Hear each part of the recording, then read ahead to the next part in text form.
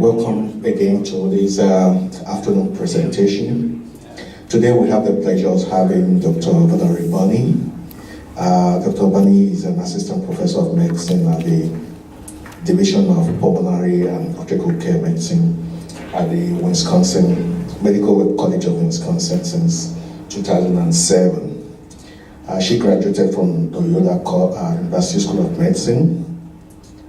She completed her fellowship and residency at the Medical College of Wisconsin affiliated hospitals in Milwaukee.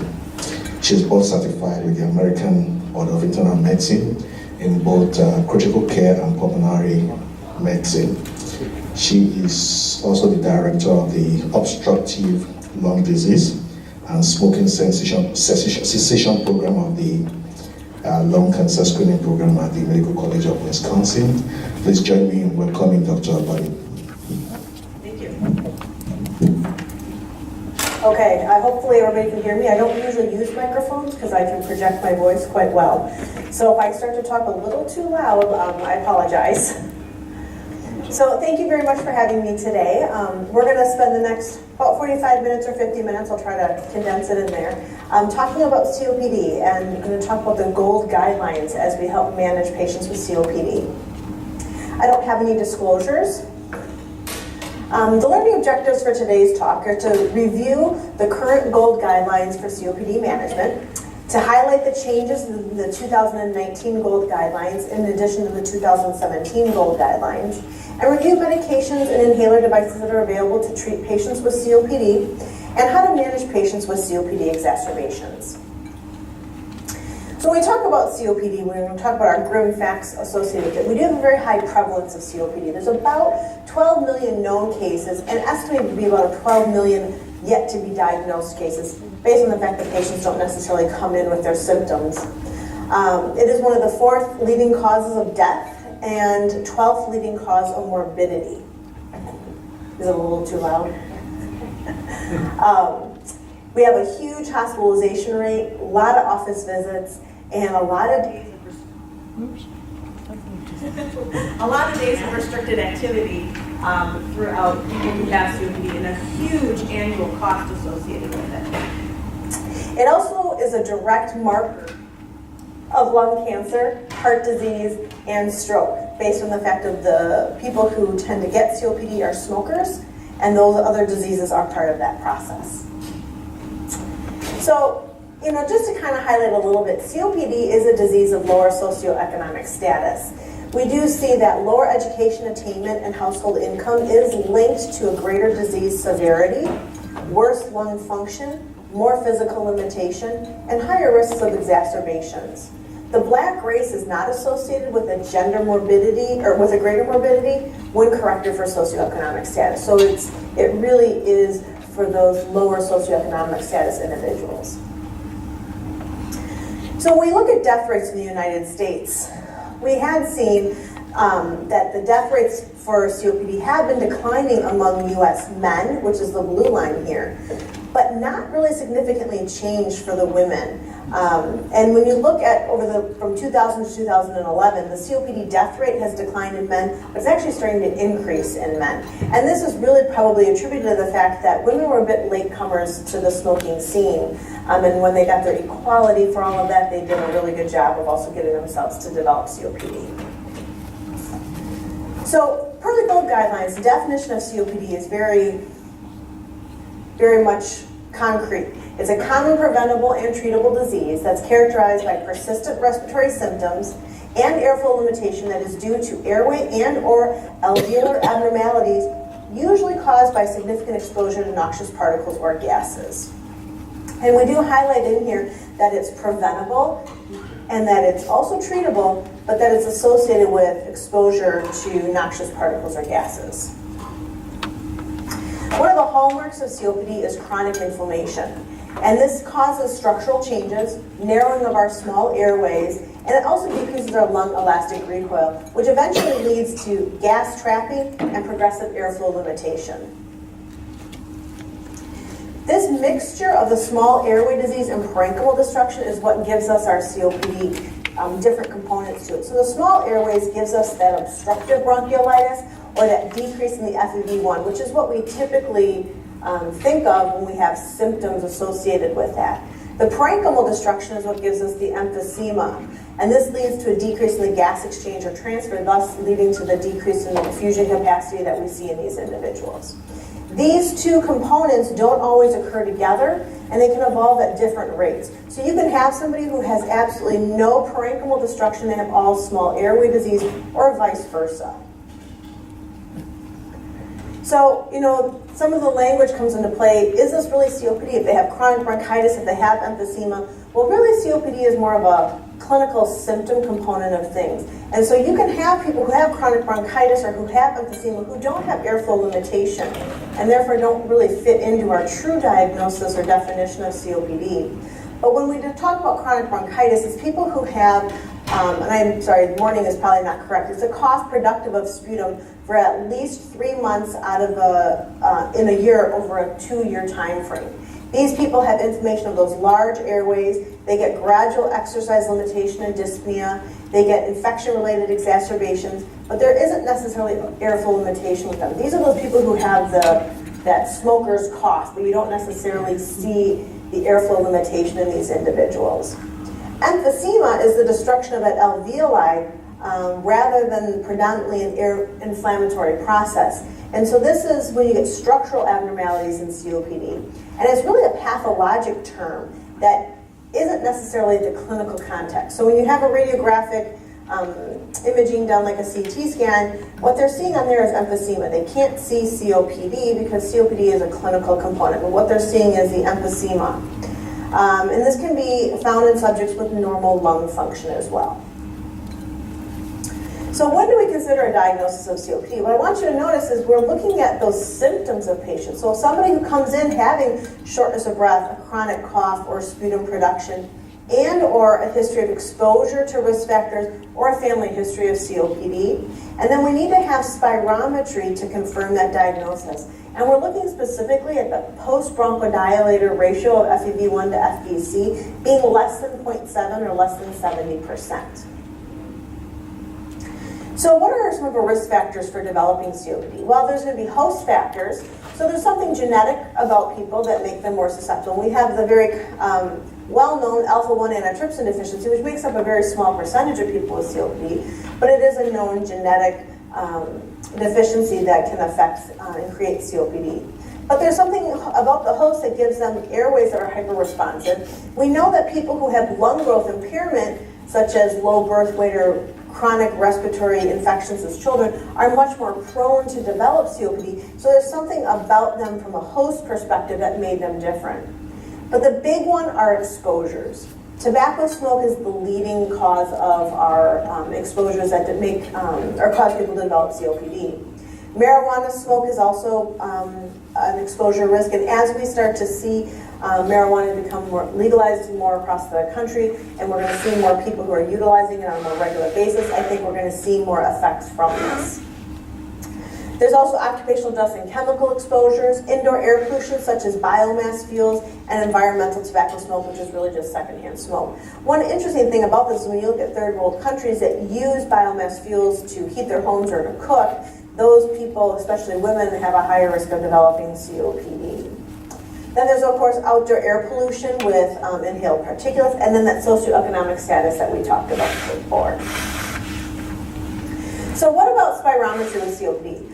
So I told you that when we are really talking about COPD, we need to have that spirometric confirmation about the diagnosis to go with our symptomatic component of things. So when you're caring for a patient with COPD, you should have access to spirometry testing. Peak flow meter readings have a very weak specificity and should not be used as a diagnostic test for COPD. They're much more valuable in people with asthma, not as valuable in people with COPD. And so when we talk about spirometry, we want to look at that post-bronchodilator ratio of FEV1 to FVC, and we want it to be less than 70%, and this tells us we have airflow limitation. This is a very simple component to think about, and this is independent of reference values. So there's some debate in the literature as to when you're talking about doing spirometry for people, using reference ranges and out of your predicteds for people, and that's becoming a much more common component because we know that the older we get, the lower our ratio is just naturally, and so forth that way. But when it comes to COPD, what the experts have decided is that having a solid number that doesn't change is much more clinically useful for people than it is to have something that's going to be varied. So we're doing this accepting the fact that we may overdiagnose some people who are older, and we may underdiagnose some people who are younger, but they feel that's a very small percentage of people with it. It's also suggested to perform spirometry in patients who are having symptoms and risk factors, but not just as screening. So just because somebody comes in and they're 60 years old and they're a smoker, there really isn't utility in just getting spirometry on them if they have absolutely no symptoms. They run marathons, they do everything they want to do, no complaints or anything. There isn't much utility in doing that. But if you have symptoms and then risk factors, then that is much more helpful. So let's talk about bronchodilator reversibility, because I told you when we do these spirometry tests, we're using the post-bronchodilator numbers to look at specifically. So we know that over 50% of COPD patients are hyperresponsive to non-specific stimuli, so they'll have some improvement in their spirometry after they get a bronchodilator. Bronchodilator reversibility cannot serve as an absolute diagnostic criteria to distinguish between asthma and COPD. So when we talk about people who have COPD who also maybe have asthma, this is a real gray area because most people who have asthma and smoke are going to eventually develop COPD, but their asthma doesn't really ever go away. It's just now they have both disease processes in there. Or you have some older individuals who maybe smoke but really don't have COPD, but rather they have hyper-responsive airways and are much more like an asthmatic. So it gets muddy in there. So using that bronchodilator reversibility, just because they improved a little bit after they got their albuterol, does not necessarily mean that this is asthma versus COPD. There's more that has to kind of go into that thought process. And the degree of reversibility really doesn't help us in therapeutic decisions. You don't differentiate between asthma or COPD based on that, and it doesn't predict a response to a bronchodilator or corticosteroids clinically. So when you have an individual who does spirometry, they get their albuterol, they do their post-spirometry, their numbers don't change significantly, that doesn't mean that clinically the patient hasn't had a response. Doesn't mean that their shortness of breath hasn't improved. Doesn't mean that their wheezing hasn't gone away. So clinically, if somebody responds to the albuterol, you still give it, even though their numbers didn't change significantly on the test.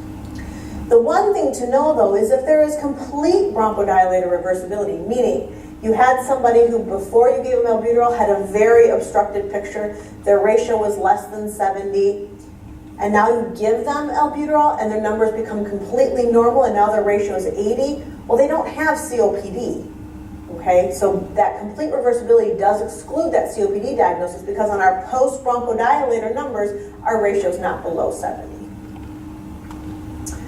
So when we talk about assessing people with COPD, what are our goals? Well, the goals really are to figure out how to guide therapy for these individuals. So when we assess our patient with COPD, we are trying to determine what their airflow limitation is. We're going to use spirometry to help us with that.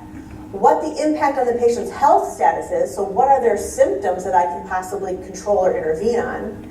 And what are the risks of future morbidity, specifically exacerbations and healthcare utilization? Because when it comes down to it, I can't grow back the lung destruction that they've done in smoking, but I can help maintain, control their symptoms, and keep them from being in the hospital or having exacerbations where their lung function might start to decline.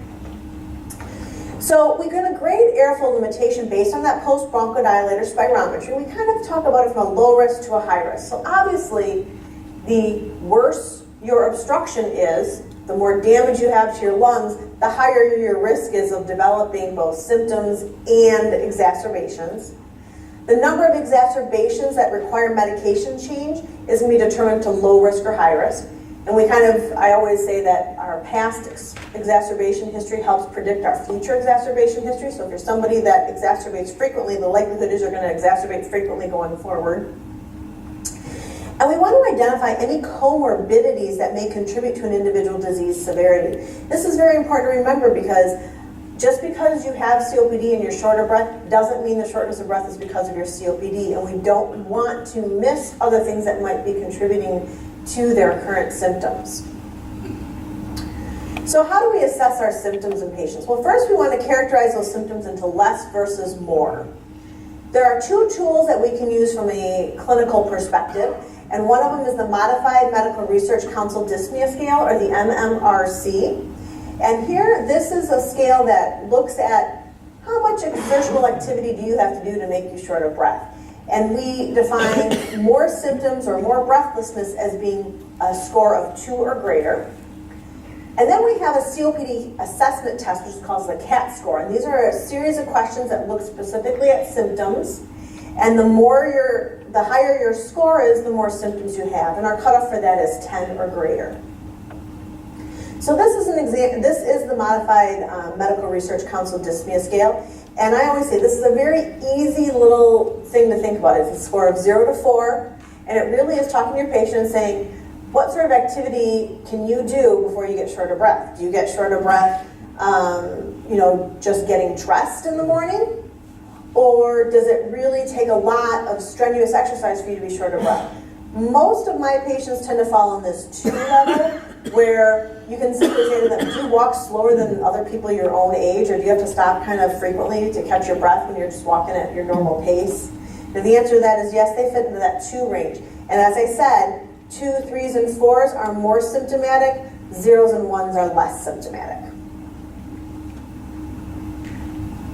Now this is the CAT questionnaire, and this is designed to have their symptoms evaluated on a scale of 0 to 5 by the patient. So this is purely a patient's perspective or perception of what their symptoms are. So we're looking for them to rate their cough, phlegm in their chest, chest tightness, breathlessness when they walk up a hill or a flight of stairs, limitations in doing their home activities, confidence in leaving their house despite their lung condition, sleep, and energy. I usually, let patients score themselves wherever they want, and I qualify this. 0 means not at all, 5 means, I cough all the time, completely full of chest, or of phlegm.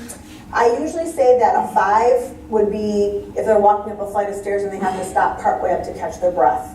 Component. I give them a little bit of guidance that way. But you can see if your less symptoms is going to be less than 10, 10 or greater is the more symptoms. It doesn't take a lot to get you up to 10 if patients are having a lot of symptoms of coughing, chest tightness, phlegm, or shortness of breath. So I told you airflow limitation is looked at based on your spirometry. And so the GOLD guidelines divided into 4 categories for severity.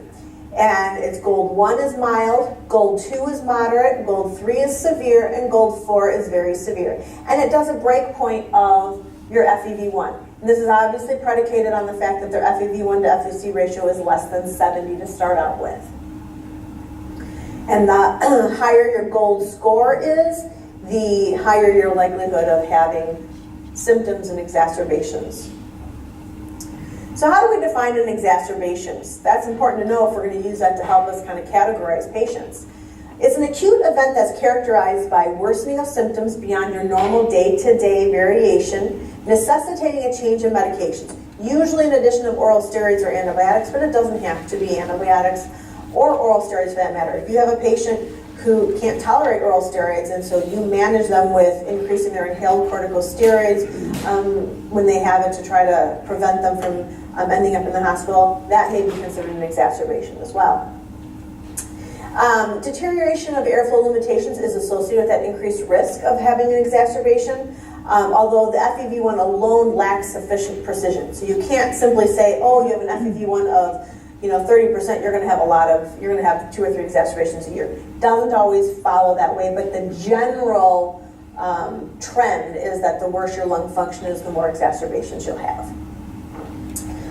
Part of this statement here is part of the reason why the 2017 GOLD guidelines made some drastic changes, and they took out spirometry from the actual grouping of COPD, and they made airway flow limitation a separate assessment of those GOLD 1, 2, 3, 4s, separate from the grouping of COPD that is given.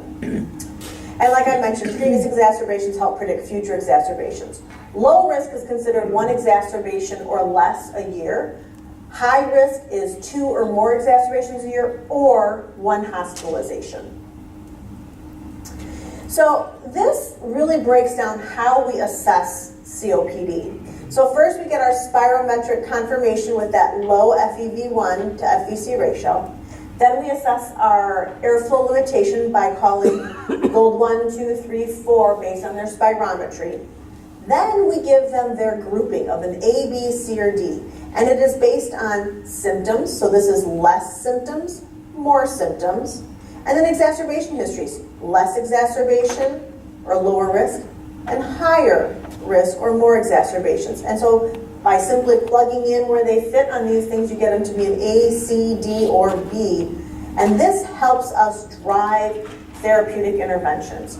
So like I mentioned, that FEV1 doesn't really help predict how somebody may respond to medications or things like that. So that's part of the reason that the GOLD guidelines took that out from our grouping component of something, because our medications can't really target changing our spirometry. What it targets is decreasing exacerbations and decreasing symptoms. So why not use those to measure how well we're doing? So don't want to forget to assess those comorbidities.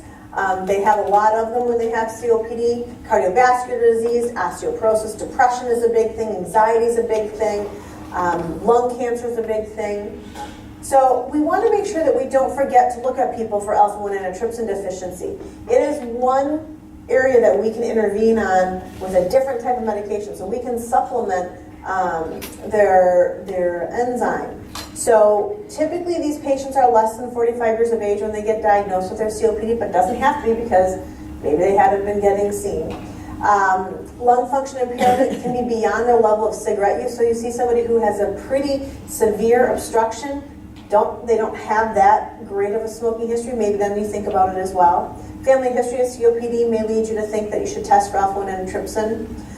But really what is recommended now is to test every patient at least once, because we recognize the fact that we don't do a good job of identifying these people necessarily early. So they may be your 70-year-old individuals who are coming in with their COPD, even though they really had developed it earlier on. And remember, you don't have to have cigarette history in order to develop COPD with alpha-1 antitrypsin, but it does accelerate it. Other things to think about when you have a patient in your office with COPD is if their FEV1 is really low or they're showing signs of right heart failure, you want to make sure you're checking their pulse oximetry both at rest and with ambulation, because these are the individuals who are going to be more prone to having hypoxia and would benefit from having home oxygen. And if you really have low saturations, consider doing an ABG on room air looking for hypercapnia in these individuals. So, you know, we like to focus a lot on how we're going to acutely manage these patients, but we can't forget about prevention and maintenance components of things. Smoking cessation is by far the biggest impact that you can have on anybody who has COPD to help decrease their symptoms and help decrease further lung destruction. You can get them to quit smoking, no matter how old they are, they're going to have benefits associated with that. Of course, we want to look at our pharmacologic treatments when we're dealing with patients with COPD. This helps reduce symptoms, reduces frequency and severity of exacerbations, and can improve our exercise tolerance. Notice I didn't put in here that it's going to improve their spirometry. None of our inhaler medications really have ever been able to show any sort of significant improvement in FEV1s. They can be little bumps when they do their studies, but most of them don't actually come out to show anything. And if you're getting somebody who was 0.03, another 0.13, symptomatically, does that change in their FEV1 really have much of an impact? Probably not. So really targeting their symptoms and their exacerbation history is what we look for. Every time you see these people, you want to assess their inhaler technique. And the reason for that is there's been a huge boom of our inhalers that are available out there. And of course, as things come off of patent, things that don't come off of patent are the devices that deliver them. So we have device changes that are occurring, or they're inventing new things. They aren't only our little MDI inhalers anymore. There's a lot of different ones. Patients get confused. Their insurance changes, so they used to be on one inhaler and now they're on a different one. That could be a completely different delivery system. And even though the patient tells you, oh yeah, I know how to use it, assess it and make sure, because it's not always the case. We want to look at things like vaccinations. pulmonary rehab, and supplemental oxygen as well. And I'll talk about that a little bit later. So, 2019 GOLD guidelines came out with recommendations for pharmacologic therapy. First, the initial component, and then follow-up component, which was what was different from 2017. The big change in 2017 was actually removing inhaled corticosteroids as part of our main treatment for these individuals. So 2019 didn't change the medications as much as they did an initial and then a continuation component. So remember, our square has our symptoms, less symptoms, less exacerbations, more exacerbations into our grouping, and we have what we recommend for that. Group A are low symptoms, less exacerbations. They don't need much, just a bronchodilator, whether it be short-acting or long-acting, based on what they're clinically like. When we start to get to more symptoms, that's when we want to start using these long-acting bronchodilators. We want to use a long-acting muscarinic or a long-acting beta agonist. And I will tell you, my preference in most of these people are going to be those long-acting muscarinic medications. I really think that you clinically see a good improvement in patients, but I do remind them that unlike albuterol, when you take it and you feel good within the first 5 to 15 minutes, long-acting muscarinic medications like your tiotropiums, which is Spiriva, or humulocadinium, which is Incruse, they are not going to give you that immediate feel. You may not even notice a difference for a couple weeks. All of a sudden, they're walking up those flight of stairs and they aren't having to stop, or they aren't coughing as much. It's a much more subtle change, but it is a big improvement usually. And then we have more exacerbations with less symptoms. You go right to that long-acting muscarinic.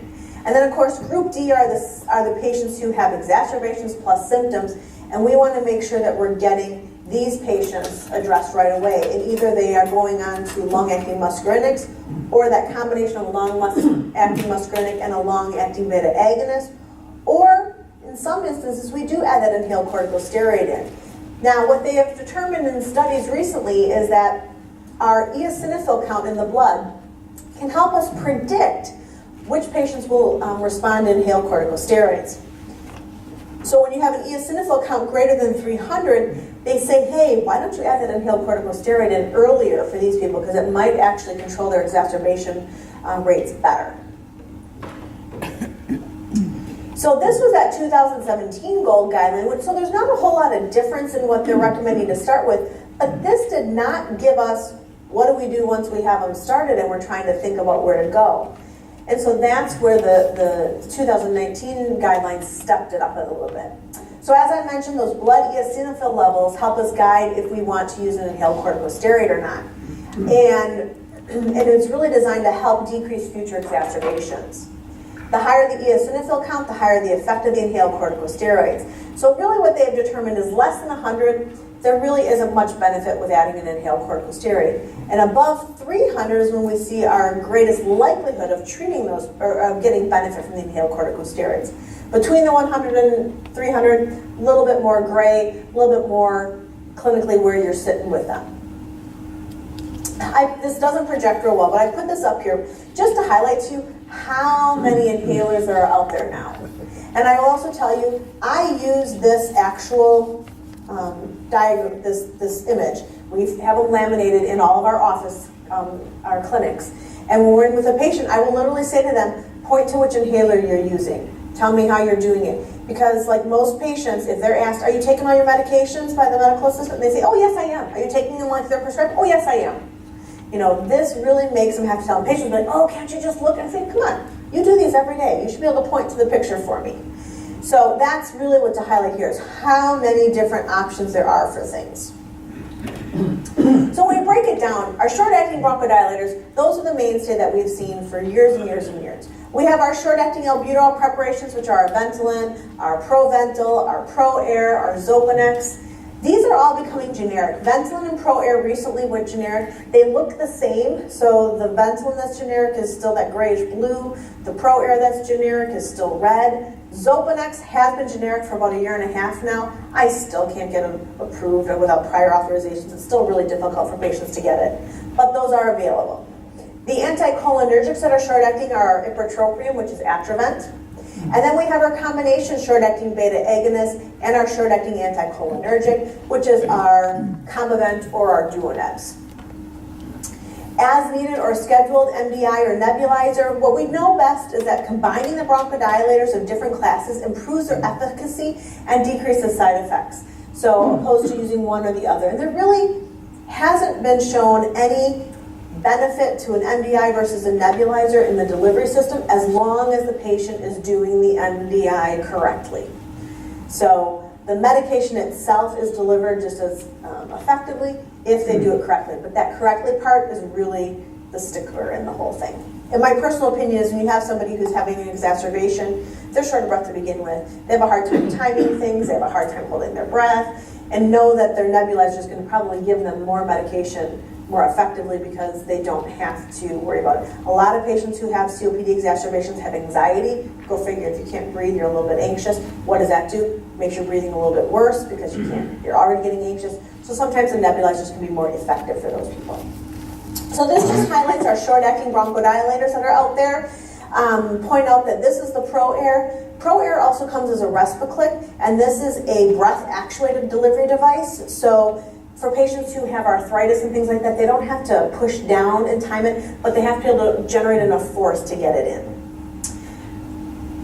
So then we have a huge list of those long-acting bronchodilators. First we have LABAs, which are the long-acting albuterols. It comes as salmeterol, formoterol, which used to be Foradil, but is no longer available in the United States as a lone agent. It's only available in a nebulizer solution. Aformoterol is also a nebulizer solution. Then we have oldaterol and indacterol. Then we have long-acting muscarinics, which my personal opinion is were game changers when it came to treating COPD. We have tiotropium, which comes as a Spiriva hand inhaler and as a Respimet. The 2.5 microgram dose with 2 puffs once a day is the COPD dosing. Spiriva is the one long-acting muscarinic that does also have FDA approval for asthma at a 1.25 dose. So it's a half the dose, and so it's a Respimet that comes as a 1.25, still 2 puffs twice a day. Then we have eclidinium, which is Tudorza. We have umileclidinium, which is Incruz. We have glycopyrrolate, which is Sebree, and it's a neohaler. But it also comes as Lenhana, which is a nebulized solution. So in the last 6 months, they've come out with 2 nebulized long-acting muscarinics, which is great, except for the fact Lenhana is a glycopyrrolate, so it's a twice-a-day medicine, and it has to be nebulized in a specific nebulizer. So it actually comes with its own nebulizer to do. Guess what that means? It's expensive. And it is paid for by Medicare Part D. Yes, Part D. So it goes through their prescription plan. So those people who are going to go into a donut hole, go into it really fast with Lenhana. They burn through their money really fast. But you want to know the really good thing is? They also come out of the donut hole. If they can afford to pay it, they'll come out of their donut hole, which I don't think ever happens to people. But Lenhana is very expensive. Revefenacin just came out as Yupelri. It just came out in the last maybe 2 months. And it's a nebulized once-a-day medication. And it goes in any nebulizer. And it is paid for by Medicare Part B as in boy. So a little bit more reasonable. Then we have the LAMA-LABAs, which is the long-acting muscarinics with a long-acting beta-agonist. That's our Anoro, Stiolto, Befesbi, and Udibron. And then this Duclear is waiting FDA approval, which means its name will probably change. But that's eclidinium for Motorol as well. These are all of them. So this is the Lenhana nebulizer, whereas Yupelri goes into any of them. These are the 2 ways to administer Spiriva. This is Tudorza, which is a very difficult inhaler to utilize. This is green versus red based on when it's time for them to breathe it in, and it changes colors once they've gotten their full dose in. And then we have the Symbicort and the neohalers as well. So the neohalers, you do drop a capsule into it, much like you do the Spiriva, and then you puncture it on the 2 sides before you breathe it in. And then we have, these are our LAMA-LABA combinations, which is only indicated for patients with COPD. Remember, if you have asthma, you don't want to have that individual on a long-acting beta-agonist without an inhaled corticosteroid, so it wouldn't make sense to put them on any of these because there's no inhaled corticosteroid in it. So, when we talk about a LABA with an inhaled corticosteroid, remember inhaled corticosteroids increase our risk of pneumonia, thrush, hoarse voice, skin bruising, and it's not recommended for monotherapy in people with COPD. So when you combine it with a long-acting beta agonist, you get greater efficacy opposed to using it on its own. It improves lung function, symptoms, and number of exacerbations. And so you're going to want to consider this in people who are having more exacerbations or have that high eosinophil count before they start to have the exacerbations as well. There are 3 ICS LABAs that are FDA approved for COPD at specific doses. The Brio 100, which is the lower strength, which is actually equivalent to a medium strength of the inhaled steroid. The Advair, the 250/50, which is the medium strength, and then its equivalent HFA, which is I think the 115. And then Symbicort at the 160, which is its higher dose. These are all of our ICS LABA combinations. And I want to point out a couple things. Advair just went generic. It is actually available, it's a purple disc, same strengths. It's the 100, the 250, or the 500/50. And it looks the same. My understanding is that the price isn't any different than the regular Advair is right now, and none of the pharmacies have it on hand yet. So eventually it'll be there. But Wixela came out, and it's generic of Advair, and it's AB rated, so it comes as the 100, the 250, and the 50. And this is available right now, and it is cheaper than the Advair is. Of course, so you may find that you've ordered Advair for a patient, and the pharmacy's going to contact you back saying, can we change them to Wixela? And your answer should really be yes. There's no reason they can't. But know that this delivery device is a little bit different. So in Advair, you hold like harmonica. Wixela, you hold upright like this. And this folds down, and that's the mouthpiece that they put in. So instead of holding it like a harmonica, you're going to hold it upright. There's also Air Duo, which is the Advair HFA equivalent, but this is not AB rated. So it doesn't come in the exact same strengths. It's low, medium, and high. Presumptively, low is equal to the low of Advair, but we don't really know that. And also, Advair does not have that automatic interchange. So you actually, or Air Duo doesn't. So you actually have to write for the Air Duo. So the other medication that is specific to COPD is roflumilast, which is Delarest. This is a pill. It's an anti-inflammatory agent that increases the intracellular cyclic AMP. It comes in the full dose of it is a 500 milligram daily dose, and it's used in patients who have chronic bronchitis, who have severe or very severe COPD with an FEV1 of less than 50%, and have had 2 or more exacerbations in the last year or a hospitalization. Those are the people that this is the right medication for. You can use it alone or add it to long-acting bronchodilators. It's shown to decrease exacerbations that are treated with systemic corticosteroids, but there's really no effect to show how it compares to an inhaled corticosteroid. It is contraindicated in people with moderate to severe liver impairment, and I will tell you the side effects is really usually the rate-limiting factor in these individuals who try to take this medicine. Diarrhea, weight loss, insomnia, anxiety, depression are there. Yes? It's 500 micrograms. Oh, I'm sorry. Thank you.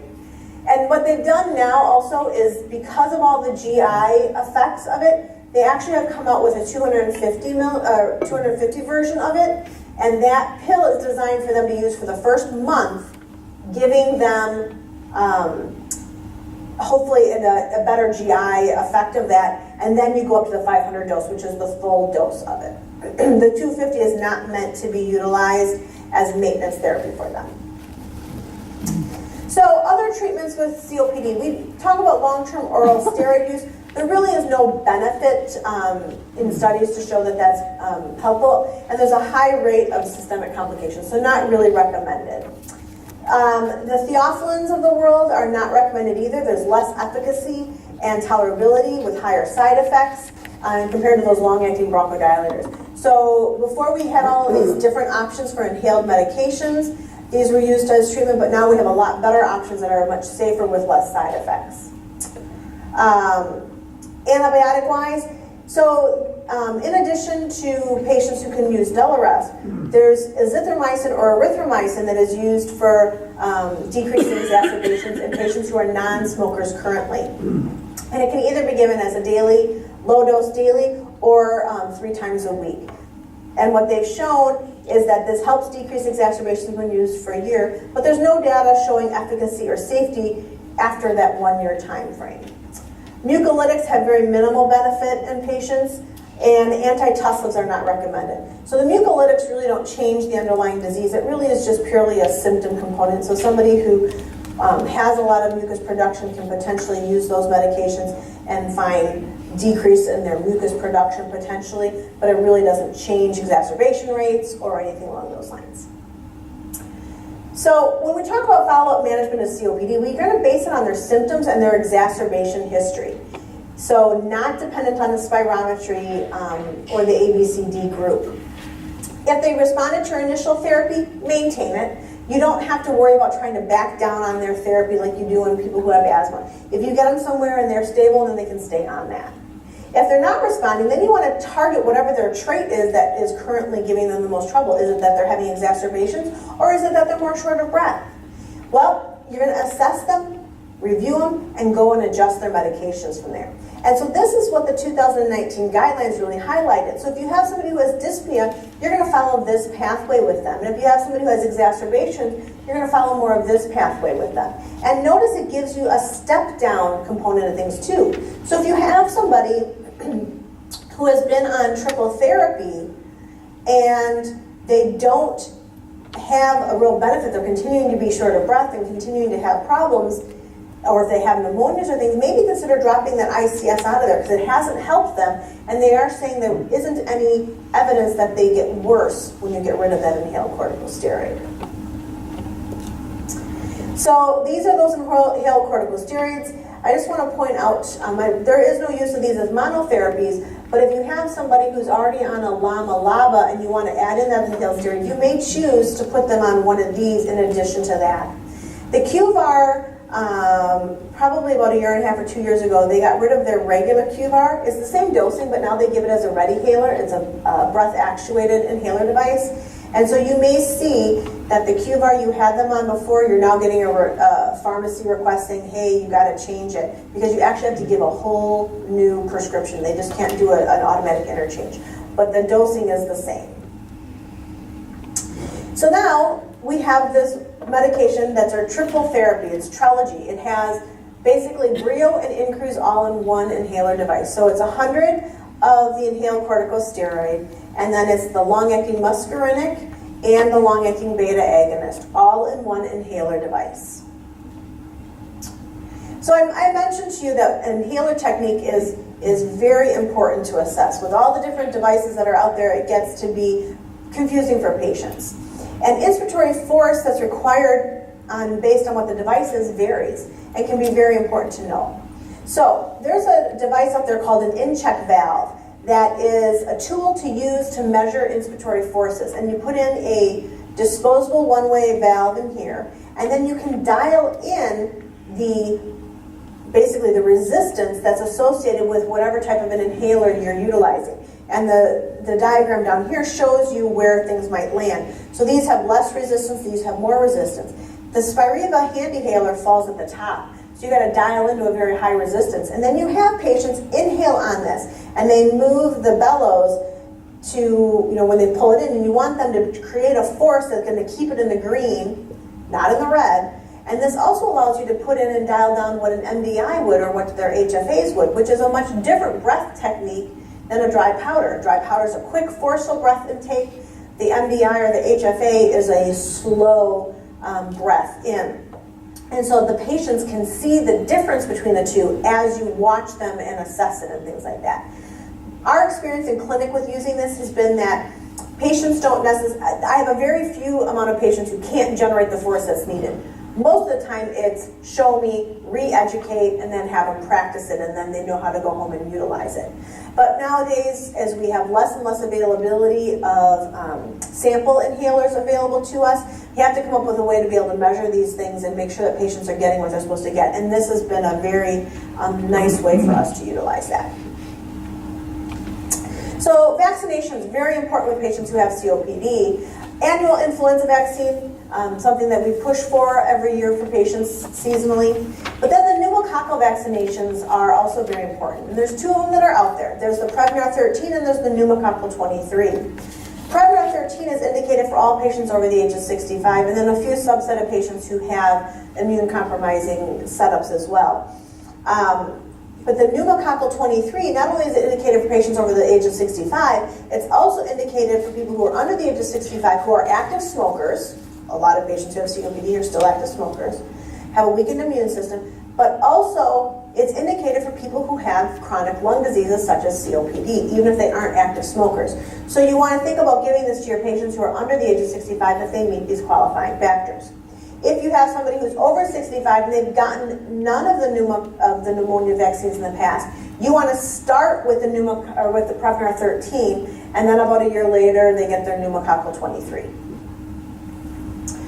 Pulmonary rehab is a wonderful program for all patients with COPD. It's governed by CMS and has been shown to improve exercise tolerance, dyspnea, and fatigue. And the program's length is usually somewhere between 6 weeks and 36 weeks, depending upon how many sessions they do per week. They get 36 sessions that are covered. Certain circumstances, they can get a second coverage plan in there as well. And it's indicated for patients who have an FEV1 of less than 65%, and there is also a diffusion capacity that, if it's low enough, can qualify them as well. It's physician-prescribed exercise that's designed for conditioning, step strengthening, and breath retraining, and some aerobics in each session. The education that patients obtain when they do pulmonary rehab is probably life-changing for the majority of these individuals. It does behavioral changes to improve health and adherence, techniques to help them conserve their energy, and smoking cessation counseling is also given during this time. So times to think about assessing a patient for appropriateness of pulmonary rehab: first diagnose them.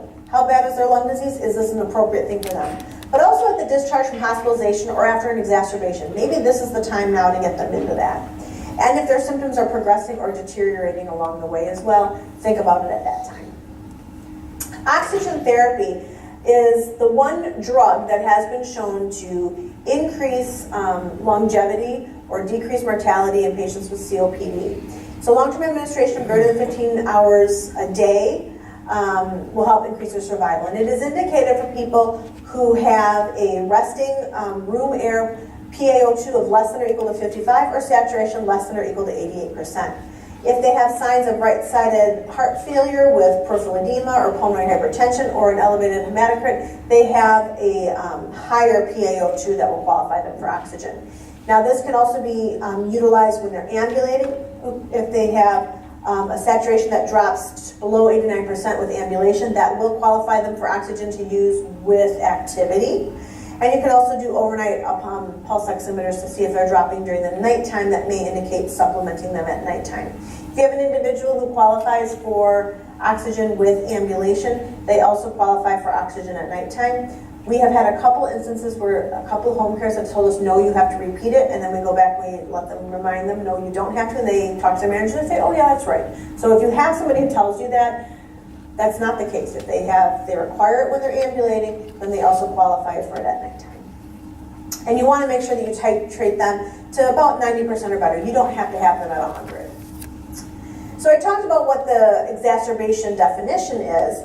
You know, something more than their day-to-day variability and requiring a change in medications. So they do classify these as mild, moderate, and severe. It doesn't change the way you approach them. It's just how sick are they when you're having to treat them. Triggers for patients with COPD tend to be infections, it's either be viral or bacterial, and environmental changes, pollution, temperature, cold, air tends to be a big one that does it. So our mainstay of treatment is short-acting beta agonists with or without short-acting anticholinergics. And then systemic corticosteroids from a dose of 30 to 40 milligrams can either be given over 5 to 7 days as a straight dose, or you can do a tapering dose as well. This has been shown to improve lung function and oxygenation, shortens recovery time and hospital stay, and helps reduce your risk of relapse. Now you're going to use antibiotics if they're clinically indicated. And those are, what we use are the 3 cardinal symptoms of shortness of breath, or increased shortness of breath, increased sputum volume, and increased sputum purulence would be reasons why you would want to start antibiotics. Or they have increased sputum purulence with increased shortness of breath or increased sputum volume, or they get mechanical ventilation. So anybody who gets themselves intubated automatically just want themselves some antibiotics. Duration of therapy is usually 5 to 7 days. So when do we want to hospitalize somebody with COPD? I manage a lot of these people as outpatients, but you have to know that there's a break point of when we have to get them in. If they have marked increased symptoms, intensity, definitely an indication to bring them in. If their baseline COPD is really bad, they don't have a lot of wiggle room. Not the right time to try to do it as an outpatient.